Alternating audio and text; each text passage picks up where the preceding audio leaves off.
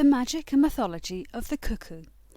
Throughout Britain it is said that when you hear the call of the cuckoo, you know that spring has arrived in all its glory. In times past it was thought that the cuckoo actually physically brought the spring with it. Its name in various languages all derive from the call of the male bird, the distinctive cuckoo sound. In Welsh it's called iguku, in German it's Cuckoo, in Estonian it's Cuckoo, in Mongolian it's Cuckoo, and in Igbo it's Cuckoo. The rather boring two-tone call has been explained by several myths from around the world. From both Siberia and the Czech Republic come very similar tales where the cuckoo sound is made by a sister wailing day after day, where are you, for her dead brother. There's an old superstition that whatever you happen to be doing when you hear the first cuckoo of the year is what you're fated to be doing, or at least to feel like what you'll be doing, for the entire rest of the year. That can be great, or it can be very bad. If you happen to be staring at the ground, superstition says that you'll be dead and buried in said ground before the year is out. Another superstition says that the number of cuckoo calls that you hear are the number of years that you have left, or if you're very young, the number of years until you're married. If the call seems to come from your right side, it portends good luck for the year, but if it comes from the left, it signifies ill fortune.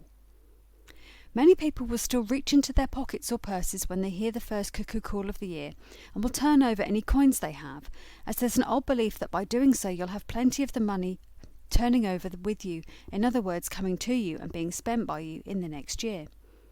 With the decline in cuckoo numbers and the increasingly cashless society we're living in, this is a rapidly dying out tradition.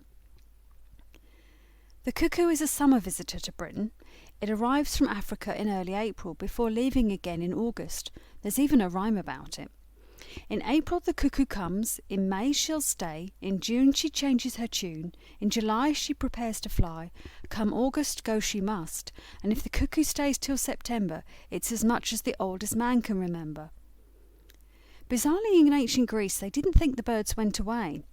Rather they thought they were transformed into hawks over winter, while in the Celtic lands they believed the cuckoo flew back into the Shean or fairy mounds, returning to fairyland for the winter. In Scotland, April Fool's Day is sometimes called Hunt y Gawk, hunt the cuckoo. In modern parlance, to call someone cuckoo is to call them crazy, but it used to mean stupid. The idea was that the person lacked intelligence, imagination or creativity, and was therefore like the cuckoo and only able to repeat the same thing over and over again. With the invention of the cuckoo clock, with all its complex goings-on inside, the term came to mean a person with a lots going on inside their head, enough to drive them crazy.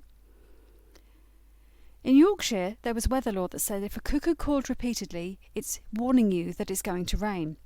Yet in other parts of the country, it was said that the calls beckoned in fine weather. In Greek mythology, the cuckoo is associated with the time of Beltane, and with fertility, love and lust. It is the bird of Tir-nan-Og, the Celtic otherworld, and was born from the words or kisses of Angus Og, who is the Celtic god of love. In Japan, the cuckoo indicated unrequited love. In India, the birds are sacred to Kamadeva, the god of longing and desire. In Greek mythology, cuckoos were associated with Hera and Zeus. Hera was a beautiful and clever goddess who was apparently pretty resistant to Zeus's wooing back in the early days, because she knew what a playboy he was. However, Zeus kept at it and transformed himself into a cuckoo that remained near Hera for over 300 years. Over time, Zeus wore Hera down. She first kept the Zeus cuckoo as a pet before going on to develop feelings for him. We get the term cuckolded from the cuckoo, as it used to be thought that the cuckoo's eggs get into the nests of other birds as a result of cuckoo's adultery with the other bird. In Shakespeare's Love's Labour's Lost, it is said, "The cuckoo then on every tree mocks married men, for thus sings he." In fact, cuckoos are brood parasites. They do not raise their own young, rather they get other unsuspecting birds to do it for them, usually woodpeckers, dunnocks, wagtails, warblers or robins. At just the right moment, when the nest with eggs has no parent atop it, the cuckoo hen swoops in, knocks out one egg and lays her own egg as a replacement. It takes mere seconds and the parent of the nest is none the wiser, as the eggs look so very similar. The cuckoo hen will then move on to another nest and do the same thing again and again until she has laid all her eggs. The chaos doesn't stop there though. It's timed so that the cuckoo egg will be the first to hatch, and once it does, the cuckoo chick rolls the other eggs out of the nest to get its parents' complete attention. Because of this, the cuckoo has a reputation of shirking its responsibilities, of doing what it wants to do when it wants to, and creating problems for everyone else. The cuckoo doesn't have a single care in the world and is free from the norms and rigidity expected in society. For some, this makes the cuckoo a hated creature, while others long to be free like the cuckoo. To dream of a cuckoo is usually a bad sign.